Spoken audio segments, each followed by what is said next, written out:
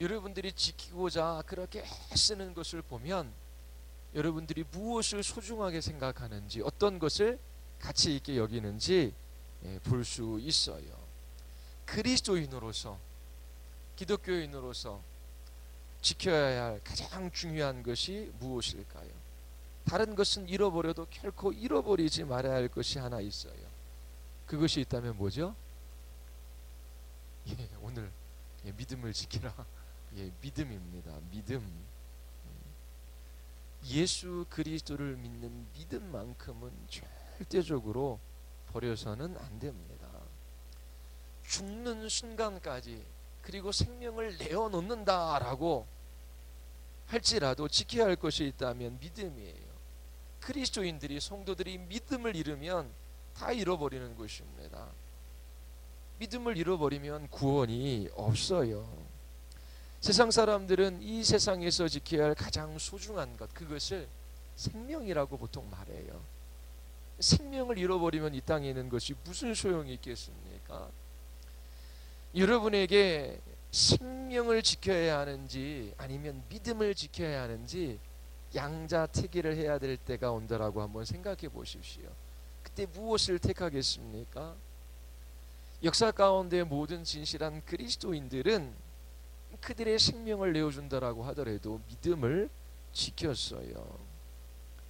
이러한 생명이냐 믿음이냐라고 하는 극단적인 상황이 오지 않는다라고 할지라도 이 믿음을 지키며 살아가는 것은 영원한 삶과 관계가 있습니다.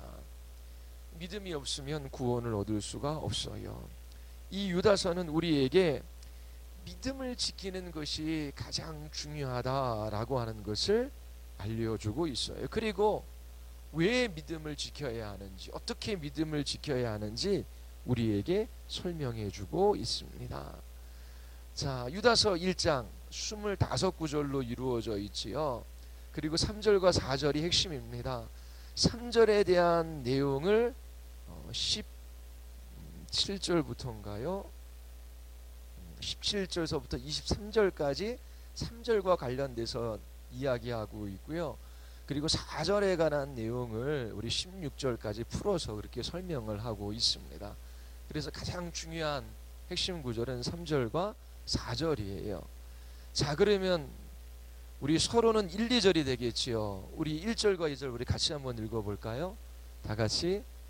예수 그리스도의 종이요 야고보의 형제인 유다는 부르심을 받은 자, 곧 하나님 아버지 안에서 사랑을 얻고 예수 그리스도를 위하여 지키심을 받은 자들에게 편지하노라.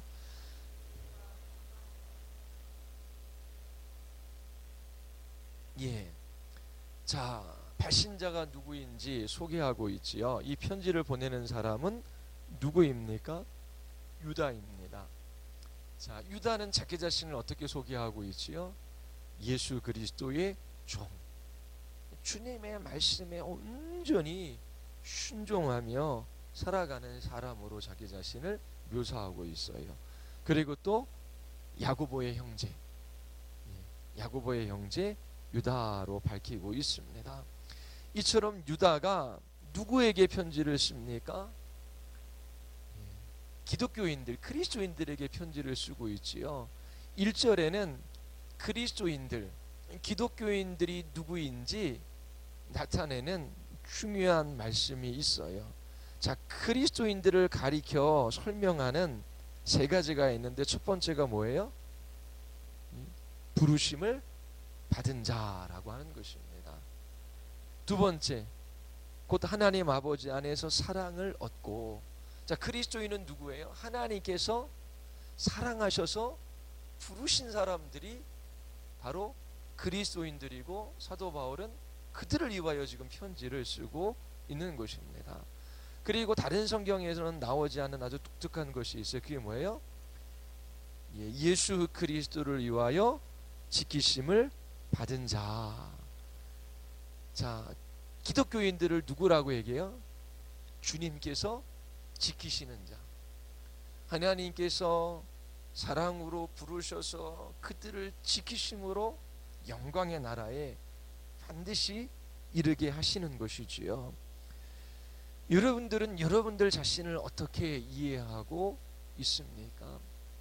오늘 아침에도 매일 성경 갈라디아서 3장이지요. 갈라디아 교회에 들어온 유대주의자들이 있어요. 그들은 그리스도인의 정체성에 관해서 어떻게 설명합니까? 예수 그리스도 그분을 믿는 것으로 불충분하다. 할례를 받고 그 다음에 하나님의 말씀에 순종하고 율법을 따라 살아가야 참 하나님의 백성이다. 자, 하나님의 백성에 대한 정체성에 관해서 할례와 순종과 율법에 관해서 이야기를 해요. 자기를 누구로 이해하느냐는 너무나 중요한 것입니다. 그런데 갈라디아에서 그리스도인의 정체성에 관해서 사도 바울은 어떻게 이야기하죠?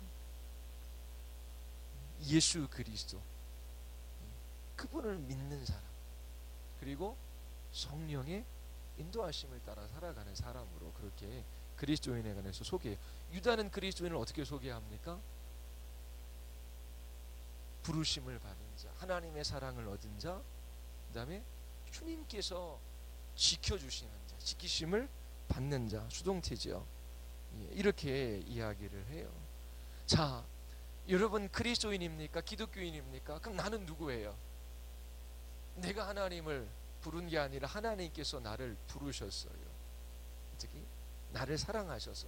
사랑의 조건이 있습니까? 사람은 아름다운 사람을 사랑해요. 무엇인가 아름다운 것을 발견해야 돼요. 돈이 많은 것도 아름다움일 수 있고, 지식이 많은 것도 아름다운 것일 수 있고, 몸이 아름다운 것도 아름다운 것일 수 있잖아요. 그 무엇인가 가치가 있는 것을 사랑해요. 근데 하나님은 우리를 왜 사랑하셨어요? 이유가 없어요. 하나님께서 나를 사랑하셔서 부르시고 예수 그리스도 그분에 대한 복음을 듣게 하시고 믿음을 주시고 끝까지 우리를 주님의 나라로 이끄시는 사람이 되었다라고 말합니다. 이게 그리스도인의 정체성이에요. 이것을 알고 모르고는 그리스도인의 삶의 모습들이 다를 수밖에 없지요. 이처럼 유다는 그리스도인들에게 편지하는데 그들의 정체성에 관해서 이제 이야기를 이 소론에서 하고 있습니다. 자, 그리고 이제 본론으로 들어가 이제 3절과 4절을 이야기를 해요. 자, 3절에 보면은 사도 바울의 생각이 바뀌고 있음을 우리에게 보여주고 있어요. 처음에 이 편지를 썼을 때와 쓰고자 했을 때와 마음이 바뀐 거예요. 자, 우리 3절 다시 한번 보면, 사랑하는 자들아, 우리가 일반으로 받은 구원에 관하여 내가 너희에게 편지하려는 생각이 간절하던 차에, 자, 뭐에 대해서 편지하려고 했어요? 일반으로 받은 구원에 관하여 써서 보내려고 그랬어요. 일반으로 받은 구원이란 게 뭘까요? 하나님께서 구원하실 때에 유대인만 구원하시는 것이 아니라 어떻게 해요? 이방인도 구원하셔요. 하나님께서 구원하실 때에 주인만 구원하시는 것이 아니라 종도 구원하셔요. 하나님께서 구원하실 때에 여러 민족 가운데 하나님의 백성들을 부르시고, 피부 색깔이 다양한 사람들을 부르시고, 남녀의 차별이 없고, 그 다음에 노인과 어린아이 할 것 없이 하나님께서 일반으로 구원하신다라고 하는 것입니다.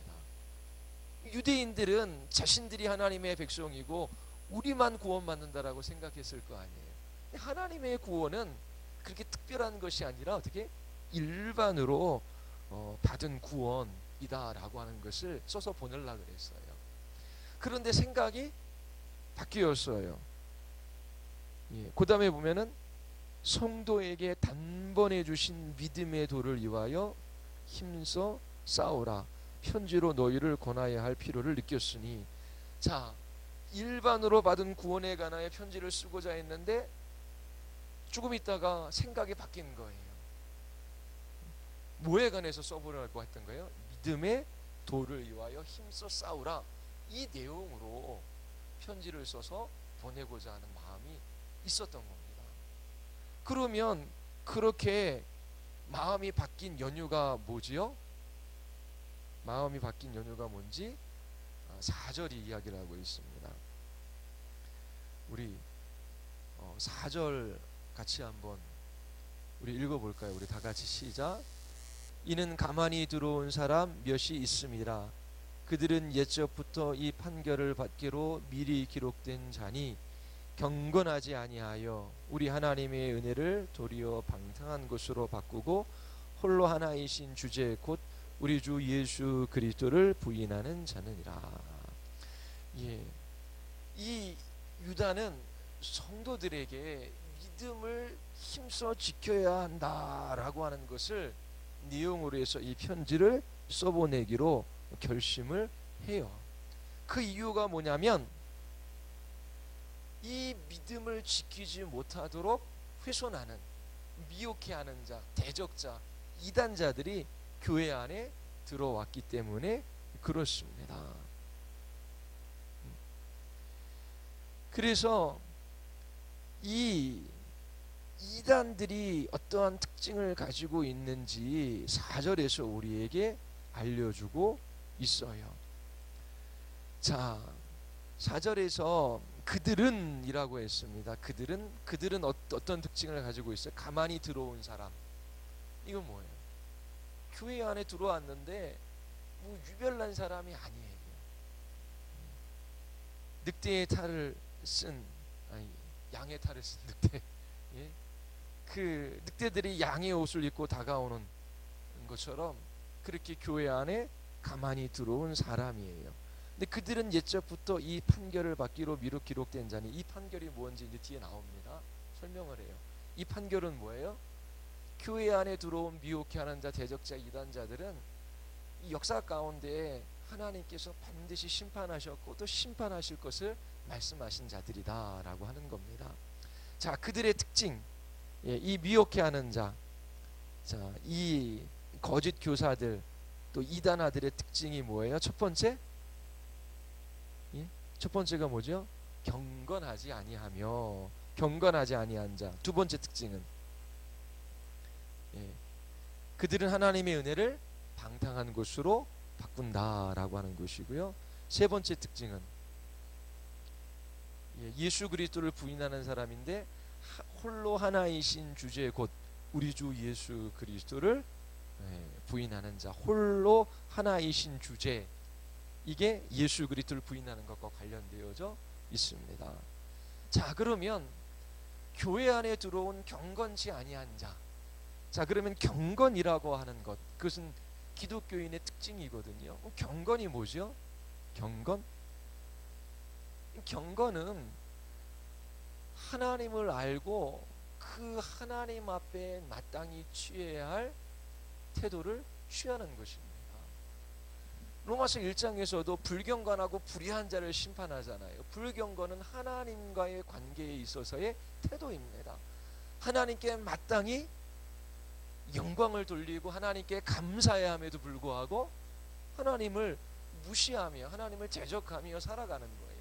그들은 하나님을 알지 못해요. 그리고 하나님을 알만한 것을 그들에게 보여주셨음에도 불구하고 하나님을 하나님으로서 인정하며 그 하나님께 마땅한 태도를 취하지 않는 것입니다. 그러면 하나님을 향한 마땅한 태도가 뭐예요? 하나님을 경외하고 그 하나님의 말씀에 순종하고자 하고 그 하나님을 예배하고자 하는 그런 마음이 경건이에요. 하나님께 감사하며 하나님께 영광을 돌리고자 하는 그 마음의 태도, 그리고 그러한 삶이 경건한 삶이지요. 그런데 미혹해하는 자, 이 대적자, 이 이단아들은 경건하지 않다라고 하는 거예요. 그들이 교회 안에 들어왔으니까 하나님이 안 계셔 그렇게 말하진 않아요. 하나님이 계시지, 그리고 예수 그리스도를 믿어야 구원을 받지라고 하는 것을 지적으로는 동의를 해요. 그런데 삶에 있어서 마땅히 하나님께 돌려야 할 영광을 하나님께 돌리지 않고 하나님께 감사하지도 않고 그 하나님의 말씀에 순종하지도 않고 그 하나님을 삶으로서 예배하지 않는 그러한 모습으로 살아가는 것입니다.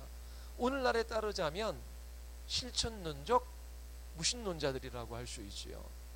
교회는 다니지만 삶을 보니까 하나님을 경외하고 그 하나님께 순종하고 삶으로서 하나님을 예배하며 또 하나님을 기뻐하고 감사하는 그런 삶의 모습들을 전혀 찾아볼 수가 없어요. 하나님을 향한 불경건한 삶의 태도와 모습으로 살아가는 실천론적 무신론자들, 그런 사람들을 경건의 모양은 있지만 경건의 능력도 없고 또 경건하게 살지 않는 그러한 불신자와 별반, 무신론자 별반 다를 바는 없는 그런 사람들이 교회 안에 들어온 것입니다. 그리고 두 번째는 뭐죠? 하나님의 은혜를 방탕한 것으로 바꾼다. 자, 하나님의 은혜잖아요. 기독교에서 가장 중요한 용어 중 하나가 은혜라고 하는 단어예요. 은혜. 근데 로마서에서도 그렇고 성경 여러 곳에서 하나님께서 베풀어 주시는 은혜가 있는데 율법이 아니라 은혜로 말미암아 믿어 구원을 받는 거잖아요. 그러면 구원이 우리에게 달린 것이 아니고 하나님께 달렸어? 그러면 우리가 마음껏 죄 져도 하나님께서 우리를 구원해 주실 것이고 오히려 죄를 더 많이 지으면 하나님의 은혜를 더 많이 경험할 것이 아니냐. 그렇게 무율법주의자들이 교회 안에 나타나는 것이지요. 그러니까 하나님께서 값없이 우리에게 그 은혜를 베풀어 주셨으면 자격도 공로도 의도 없는 나에게 하나님께서 이러한 사랑을 베풀어 주셨구나. 그러면 그 은혜로 말미암아 순종하며 더 애쓰고 수고하는 그 경건하고 거룩한 삶을 살아가고자 해야 할 텐데, 하나님이 은혜로 내 행위와 무관하게 나를 구원해 주셨으면 내가 무슨 짓을 해도 하나님께서 나를 구원해 주실 것이 아니냐. 그러면서 방탕한 삶, 특별히 여기에서는 성적인 방탕을 의미해요. 이런 방탕하고 방종한 삶을 살아가는 사람들이 대적자이요, 이단아이요, 거짓 선생들의 특징이 된 것입니다. 그리고 또 하나는 뭐예요? 3번, 세 번째가 예수 그리스도를 부인하는데 그 예수 그리스도가 누구셔요? 3절에 보면 홀로 하나이신 주제라고 하는 말이죠. 주제. 홀로 하나이신 주제 4절에 보면. 그러니까 하나님은 한 분이시죠. 그렇죠? 삼위일체 교리에 관해서 우리가 배웠잖아요. 예수님은 하나이셔요. 그분은 주제, 통치자, 주님, 주권자셔요. 그럼 예수님은 하나님이시고 예수님은 만물을 창조하시고 만물을 다스리시는 주제자이시다, 왕이시다. 이 사실을 부인하는 사람들이에요. 교회에 들어왔지만 오늘날에 따지자면 나 예수님 믿어. 예수님 믿어야 나 구원받아. 나 죄 용서함 받을 수 있어. 나 천국 가 예수님 믿고. 그런데 삶 속에서 이 예수 그리스도의 주제권, 이 예수 그리스도의 왕되심을 인정하지 않고 살아가는 것이지요. 이때에는 그렇게 교회 안에 예수님이 하나님이시다라고 하는 그 사실 자체를 부인하는 사람들이 교회 안에 들어왔지요. 오늘날에는 예수님이 하나님이시다라고 하는 것을 말로는 인정하지만 삶 속에서 예수님의 왕되심을 부인하며 살아가는 가짜 그리스도인들이 있는 거예요. 이처럼 교회 안에 가만히 들어온 사람들이 있어요. 이들은 하나님께서 심판받을 것이라고 이미 말씀하신 사람들이에요. 그들의 세 가지 특징이 있는데, 하나님을 향한 그 마음과 삶의 태도에 불경건하고, 그리고 하나님의 은혜를 방종의 기회로 삼고, 그리고 예수 그리스도의 주제권, 그 예수 그리스도의 왕되심, 그것을 인정하지 않는 사람들이 교회 안에 들어온 것입니다. 자, 그리고 이제 그 5절서부터는 이 4절을 이제 확대해서 설명을 합니다. 구약의 예를 들어서 설명을 해요. 5절, 6절, 7절 우리 같이 한번 읽어볼까요? 다 같이 시작.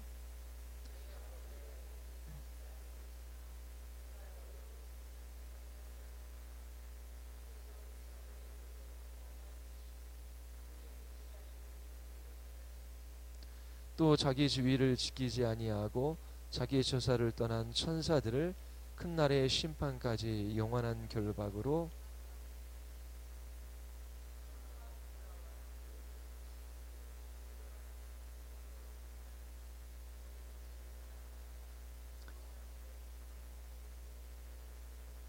예. 자, 이렇게 교회 안에 들어온 불경건하고 하나님의 은혜를 방종의 기회로 삼고 예수 그리스도의 주재권을 인정하지 않는 이러한 미혹해 하는 자, 이 대적자들, 이 이단아들은 옛적부터 판결을 받기로 미리 기록된 자들입니다. 그런데 구약에 보면 구약의 역사 가운데 세 가지를 이야기를 해요. 첫 번째가 출애굽 사건. 근데 그들이 출애굽해서 광야길을 걸어가는 동안 믿음을 지켰어요, 안 지켰어요? 그들은 믿음을 지키지 않았어요. 하나님께서 그들을 심판하셨지요. 그리고 천사들도 처소를 떠나 그렇게 하나님을 향한 불신앙적인 태도를 드러냈지요. 그들도 심판을 받고 소돔과 고모라도 심판을 받는 이 이야기를 예로 들고 있습니다. 그래서 결국 하고자 하는 얘기는 뭐예요? 교회에 들어온 그 미혹해 하는 자들, 거짓 선생들, 그 이단아들, 대적자들도 반드시 심판을 받을 것이다 라고 이야기를 합니다. 그리고 8절도 보십시오. 자, 구체적으로 그들이 이제 이 5, 6, 7절을 적용하는 구절인데요. 8절 읽어볼게요. 다 같이. 그러한데 꿈꾸는 이 사람들도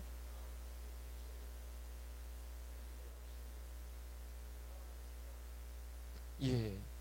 자, 이처럼 방종한 삶을 살아가는 사람들, 이 사람들은 꿈이나 환상이나 체험을 통해서 그렇게 살아도 괜찮을 것이다, 괜찮다라고 하는 것을 받은 그 직통 계시를 받은 사람들이지요.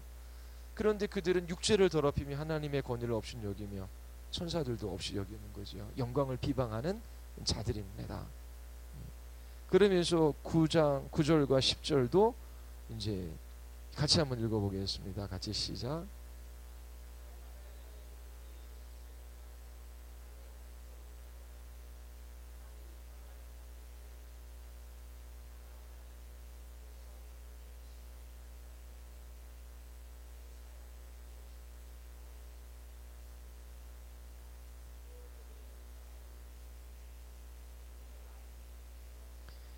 자, 그들은 알지 못하는 것을 이제 비방하는 것입니다.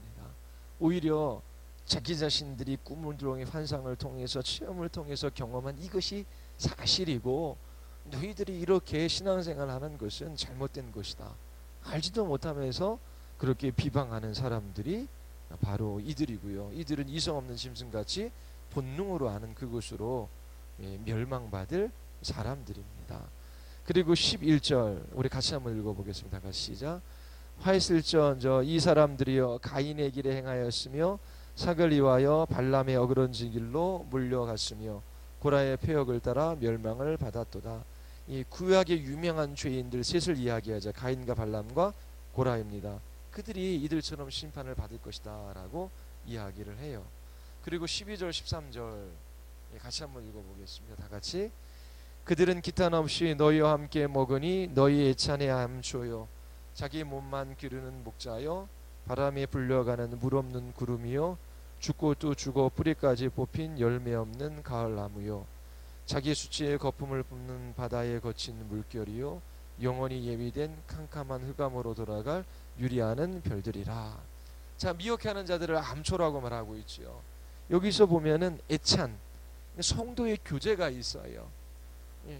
그런데 이 성도들의 교통과 교제에 암초, 걸림돌이 되는 사람들이 바로 그들이고 자기 몸만 기른대요. 이 자기의 유익을 위해서만 살아가는 사람들이에요. 그러면서 이러한 사람들을 바람에 불려가는 물 없는 구름, 열매 없는 가을나무, 바다에 거친 물결, 유리하는 별들.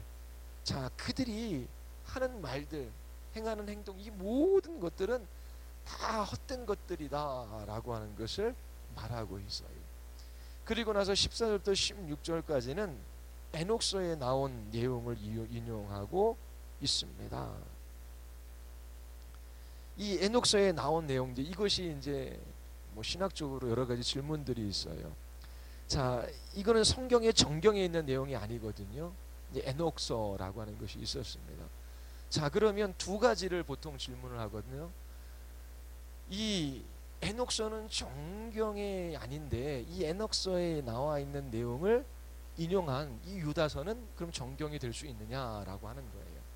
두 번째 질문은 이 정경 외에 이 유다서가 정경으로 채택이 됐다면 그러면 에녹서를 인용했는데 이 유다서 외에 다른 정경, 에녹서 같은 것도 정경이 될 수 있는 것이 아니냐라고 보통 그렇게 질문을 하는 경우들이 있습니다.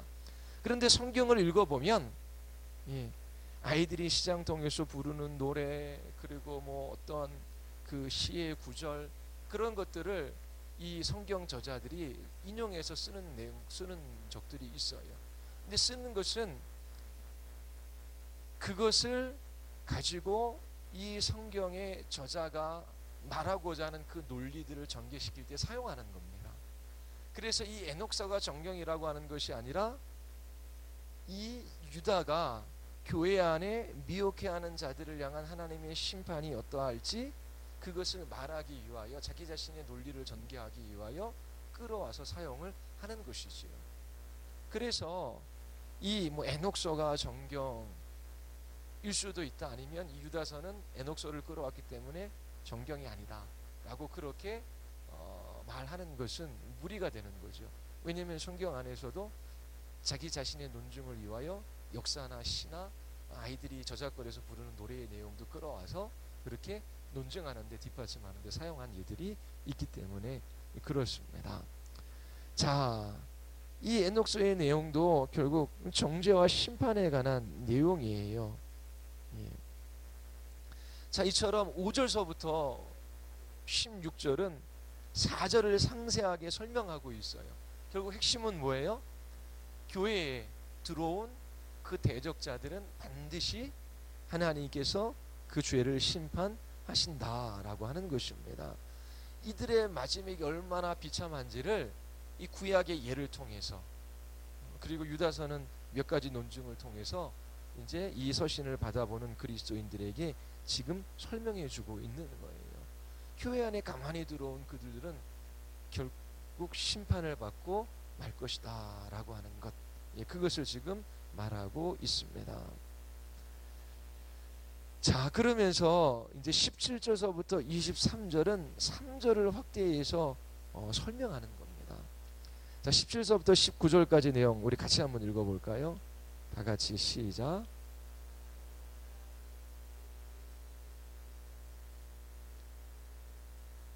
그들이 너에게 말하기를 마지막 때에 자기의 경건하지 않은 정욕대로 행함, 조롱하는 자들이 이 사람들은 분열을 일으키는 자며 육에 속한 자며 성령이 없는 자니라. 자, 유다가 이제 그리스도인들에게 이 서신을 보내는데 사도들이 미리 한 말을 기억하라. 이게 뭐냐면 교회 안에 미혹해하는 이런 사람들이 들어왔는데 이거는 사도들이 이미 말한 것이 아니지 않느냐. 그러니까 교회 안에 이러한 대적자들이 나타났다라고 해서 놀라거나 두려워하지 말아라. 하나님께서 교회 안에 이런 사람들이 들어왔다라는 걸 모르시는 것도 아니고, 또 하나님께서 그들을 막지 못하시는 것도 아니다. 이미 사도들을 통하여 다 이야기한 것이 아니지 않느냐.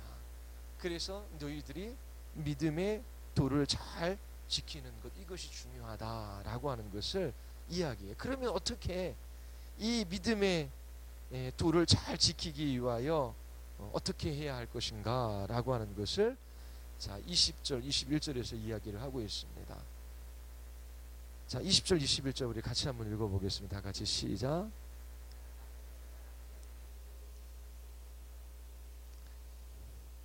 성령으로 기도하며 하나님의 사랑 안에서 자신을 지키며 영생에 이르도록 우리 주 예수 그리스도의 긍휼을 기다리라. 자, 네 가지를 이야기를 하고 있습니다. 자, 우리 3절과 4절이 핵심이라 그랬지요. 3절은 처음에 일반으로 받은 구원에 관해서 쓰고자 했지만 다른 내용을 써보냅니다. 믿음의 도를 지켜야 한다. 이 내용을 써. 그 이유가 있죠. 이유가 뭐예요? 4절에서 교회 안에 가만히 들어온 자, 미혹해하는 자, 대적자들이 있기 때문에 그래요. 그리고 그들은 이미 심판받기로 예고된 자들이에요. 그리고 그들의 특징이 무엇인지를 설명하죠. 특징이 뭐죠? 경건하지 못한 자, 그리고 하나님의 은혜를 방종의 기회로 삼는 자, 예수 그리스도의 주재권을 인정하지 않는 사람들. 자, 이들은 구약의 역사에도 어떻게 해요? 반드시 심판을 받았고, 그리고 에녹서까지 끌어들어와서 이들은 심판을 받을 것이다 라고 하는 것을 지금 이야기하고 있는 겁니다. 그리고 나서 이제 3절에 써보내고자 했던 내용, 믿음의 도를 힘써 지켜야 한다라고 하는 거예요. 그럼 도대체 어떻게 이 믿음의 도를 힘써 지킬 수 있을 것인가? 그거를 20절과 22절에 걸쳐서 네 가지를 이야기하고 있습니다. 자, 첫 번째가 뭐죠? 거룩한 믿음 위에 자신을 세우며, 거룩한 믿음 위에 자신을 세우는 것. 두 번째가 뭐죠? 성령으로 기도하며. 세 번째, 하나님의 사랑 안에서 자신을 지키며. 그 다음에 네 번째, 예수 그리스도의 긍휼을 기다리라. 자, 이것이 분사 구문으로 이루어져 있는데요. 동사는 하나예요. 자, 주동사가 하나 있는데, 믿음을 지키기 위해 가장 중요한 것이 무엇이냐면 바로 하나님의 사랑 안에서 자신을 지키라라고 하는 여기 지키라는 이 동사가 주동사예요. 자, 그러면 자신을 지키라 그러는데 아까 믿음의 도를 힘써 지켜야 되잖아요. 그렇죠? 3절에서 이야기하는 것처럼. 자, 그러면 이제 하나님의 그 사랑 안에서 자신을 지켜야 되는데, 이게 주동사, 이게 가장 중요한 거예요. 유다서를 써보낸 목적이 바로 이것 때문이에요. 자, 그러면 어떻게 이것을 지켜야 하는가라고 하는 것입니다. 그 나머지 세 개가 분사구문으로 사용되어지는데 이 세 개를 이야기하고 있는 거예요. 첫 번째가 뭐죠? 자신을 거룩한 믿음 위에 세워야 한다라고 하는 것입니다. 거룩한 믿음 위에, 이건 3절에서 말하는 믿음의 도예요. 믿음의 도는 뭐예요? 사도들이 전한 복음입니다. 사도들이 전한 복음이에요.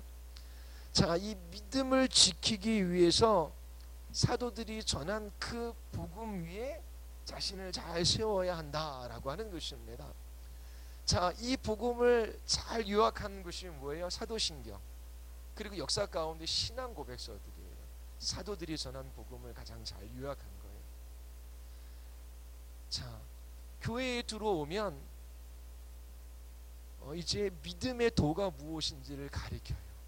우리가 함께 신앙을 고백하는데 우리가 고백하는 그 믿음의 내용이 무엇인지를 우리가 교회에 들어오면 배우게 되지요. 그 믿음의 도 위에 신앙의 기초를 이제 세워야 하는 것입니다. 에베소서 6장 버전에 따르면 진리로 허리를 동여매라 라고 하는 것입니다. 이 믿음의 도는 성경에 기록되어져 있어요. 그러니까 우리의 신앙을 이 하나님의 말씀에 세워야 한다라고 하는 것입니다. 자신의 신앙을 체험이나 감정에 쌓는 사람들이 있어요. 근데 쉬이 무너질 수밖에 없는 거예요. 자, 꿈을 꾸니까 꿈자리가 좋지 않아요. 하나님께서 꿈으로 나에게 말씀하시는구나, 오늘 조심해야지 라고 하는 그런 사람이 있어요. 이처럼 자기 자신의 신앙 체험을 따라서 신앙생활을 하고자 하는 사람들이 있는데, 그런 사람들은 모래 위에 지은 집과 같아요. 견고할 수가 없어요. 그리스도인의 신앙이 환난이나 핍박이나 기근이나 칼 가운데서도 견고히 세워질 수 있는 것은 그 신앙을 어디에 기초할 때? 이 사도들이 전한 복음, 이 말씀에 기초할 때입니다. 사람들이 왜 이렇게 신앙의 기복이 심해요?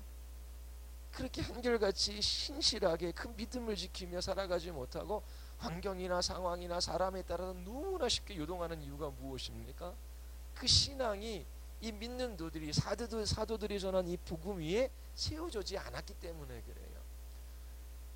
오늘날에 따르면 넓게는 말씀의 기초를 두지 않기 때문이고, 또 좀 좋게 이야기하면은 우리가 뭐 웨스트민스터 신앙고백서, 하이델베르그 유르문답 같은 거 배우잖아요. 그리고 사도신경도 배워요.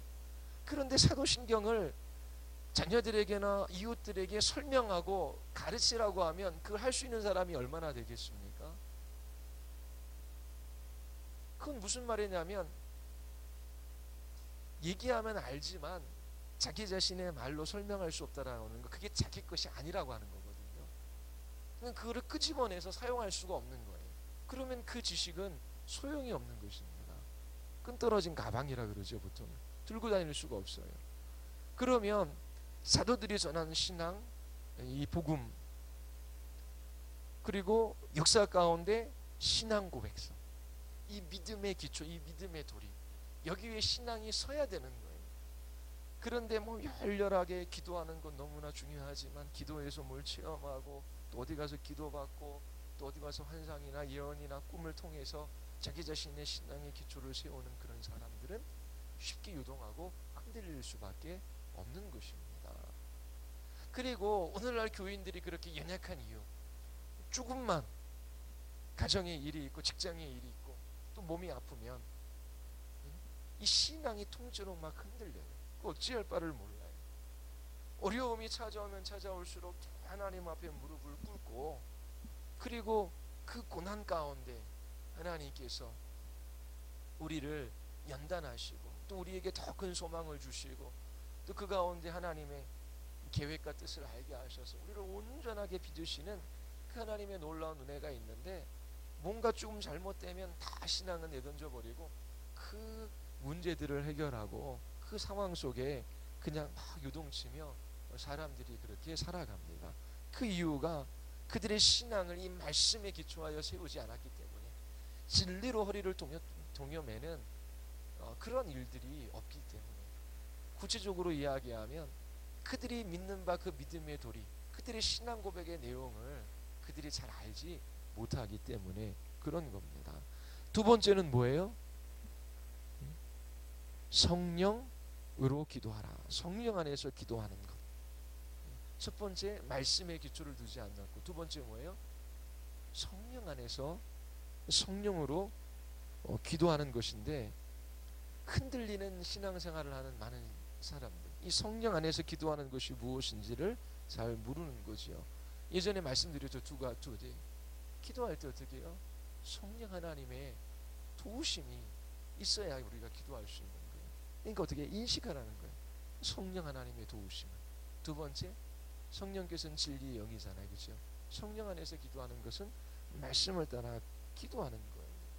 그리스도의 이름을 힘입어 주님의 뜻을 따라, 주의 말씀을 따라 구할 때에 믿음을 지킬 수 있는 거예요.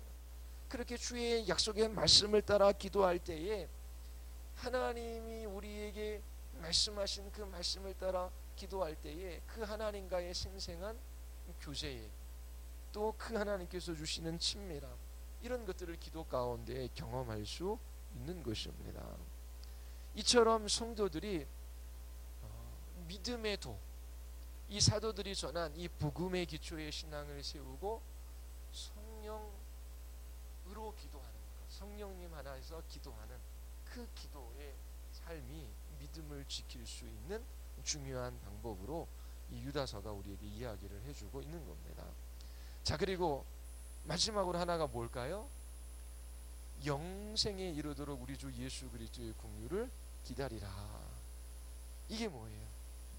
예수 그리스도의 재림을 기다리라 라고 하는 것입니다. 신자들은 미래에 대한 확신이 있어요. 이게 소망이라고 하는 거잖아요. 주님 다시 오셔서 불신자들은 멸망의 심판, 신자들은 새하늘과 새 땅으로 들어갈 것이라고 하는 이 확신을 신자들이 가지고 있어요. 이처럼 역사의 끝에 예수 그리스도께서 다시 오셔서 우리를 새하늘과 새 땅으로 이끄실 것이라고 하는 이 소망이 우리의 삶을 이끌어 가는 것이지요. 왜 신앙이 그렇게 쉽게 흔들립니까? 첫 번째, 말씀의 기초 위에 그들의 신앙을 세워본 적이 없기 때문에. 두 번째, 성령으로 기도하는 것이 무엇인지를 모르기 때문에. 세 번째, 그들이 주님 다시 오실 날을 사모하며 그 영원한 주님의 나라에 대한 확신을 가지고 그렇게 소망 가운데 살아가고 있지 못하기 때문에 그렇습니다. 그래서 유다 선지자는 이처럼 사도들이 전한 복음 위에 신앙을 세우고 성령으로 기도하고 그리고 영생에 이르도록 예수 그리스도의 긍휼을 기다리라. 주님 다시 오셔서 우리를 영광의 나라로 이끌어갈 그것을 소망하며 그렇게 살아야 한다라고 하는 것입니다. 자, 그리고 마지막으로 이단으로 빠져들어가는 사람, 또 미혹해하는 사람들에 의해서 넘어지는 사람들을 어떻게 해야 할까요? 22절과 23절을 이야기를 하고 있어요. 우리 같이 한번 읽어보겠습니다. 다 같이 시작.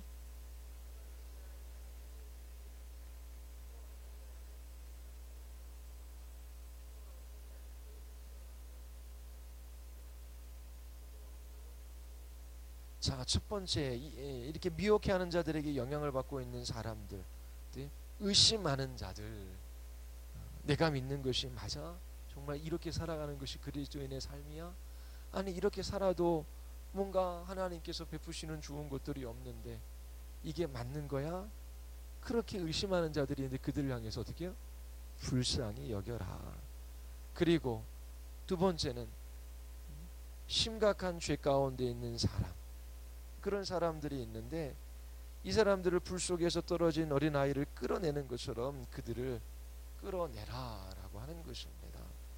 그리고 죄를 미워하는 마음과 두려워하는 마음을 가지고 불쌍히 여기라 라고 하는 것입니다. 자, 이처럼 교회에서 미혹을 당하고 또 신앙이 흔들리는 사람들이 있어요. 그 연약한 사람들을 향하여 나는 괜찮아, 나는 알고 있어, 그렇게 그들보다 낫다라고 하는 생각을 신자들이 가질 수가 없어요. 왜냐하면 이 구원은, 이 믿음은 하나님께서 은혜로 우리에게 주신 것이기 때문이지요. 그래서 이처럼 미혹을 받는 연약한 신자들을 불쌍히 여기고 그리고 그들을 이끌 수 있어야 하는 것입니다. 그리고 완전히 이단에 빠진 사람, 이들은 경계해야 돼요. 두려워하는 마음이 없으면 쉽게 우리도 빠져들 수 있습니다. 그래서 두려워하는 마음을 가지고 그 이단에 또 그릇된 사상에 빠져드는 그 사람들도 불쌍히 여겨야 하는 것이지요. 그리고 우리 마지막 24절 25절이 송영입니다. 우리 같이 한번 읽을까요? 다 같이 시작.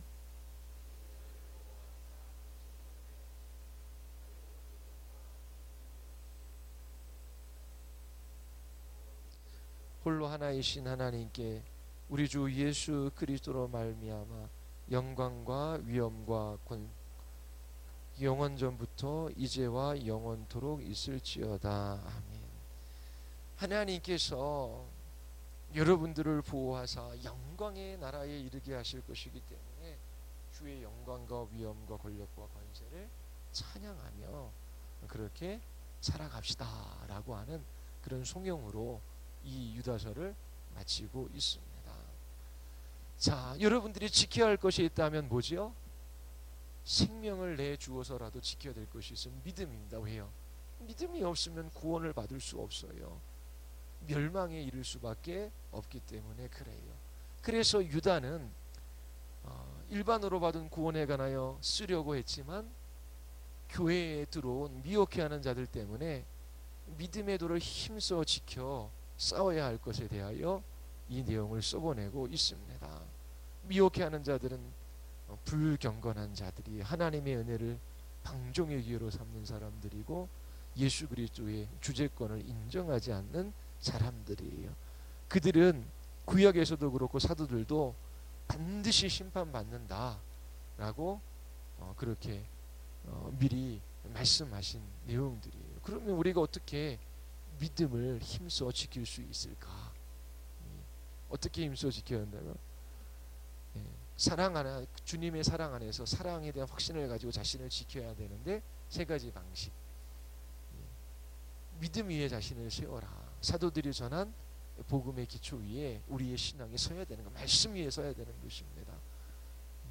그리고 두 번째, 성령으로 기도하고 그리고 예수 그리스도의 국류를 기다리라.